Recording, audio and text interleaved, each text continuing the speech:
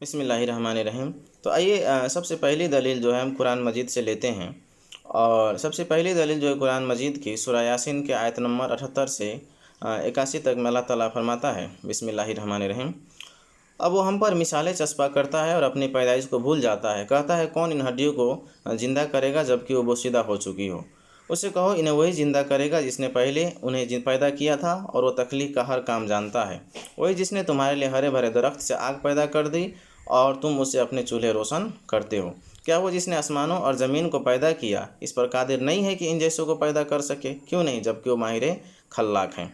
तो ये जो उमैया इब्न खल्फ और आस बिन वाइल का ये सवाल था कि इन सड़े हुए हड्डियों को कौन से फिर ज़िंदा करेगा, कौन फिर से ज़िंदा करेगा, उसके जवाब में अल्लाह ताला उन्हें कह रहा है कि इनसे कहो, इन्हें वही ज़िंदा करेगा जिसने पहले उन्हें पैदा किया था, और वो तख्लीक का हर काम जानता है।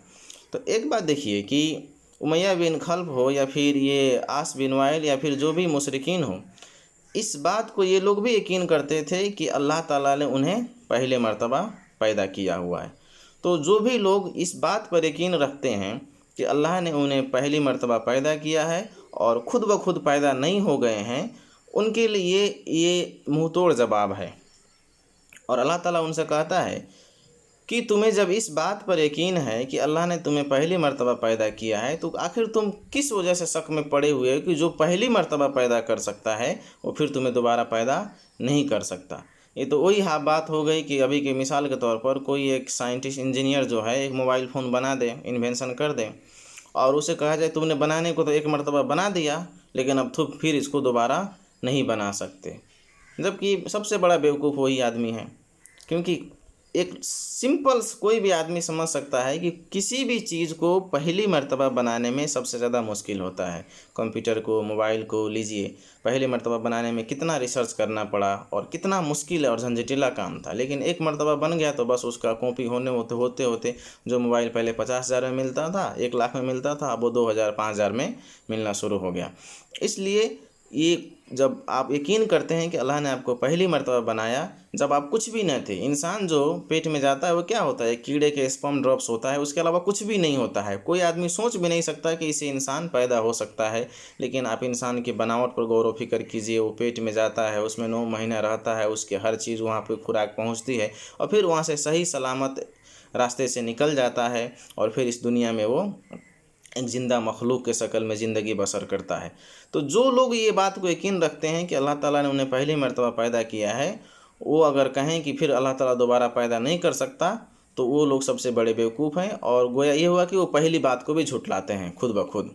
तो अल्लाह ताला ने कहा कि इस चीज़ पर यकीन रखो कि जब उसने पहली मर्तबा पैदा किया तो दोबारा भी वो पैदा कर सकता है। दूसरा लॉजिक जो है, अल्लाह ताला ने उनको जवाब दिया, क्या वो जिसने आसमानों और ज़मीनों को पैदा किया इस पर कादिर नहीं है कि इन जैसों को पैदा कर सके? क्यों नहीं, जबकि वो माहिर खल्लाक हैं। तो दूसरी मर्तबा अल्लाह ताला ने इससे बड़ी चीज़ की तरफ उनको ध्यान दिलाया। कहा कि देखो, ये ज़मीन जो है, ये आसमान जो है, ये 7 आसमान तुम्हें ये हज़ारों लाखों करोड़ों अरबों सितारे जो हैं तुम्हें नज़र आते हैं, अब बहुत सारे नज़र नहीं आते हैं। तुम इस पर भी यकीन रखते हो कि अल्लाह ताला ने इनको बनाया, खुद ब खुद नहीं बन गया। तो क्या इन ज़मीन और आसमान को बनाने से ज़्यादा मुश्किल काम है एक इंसान को बनाना? ये तो बहुत आसान काम है।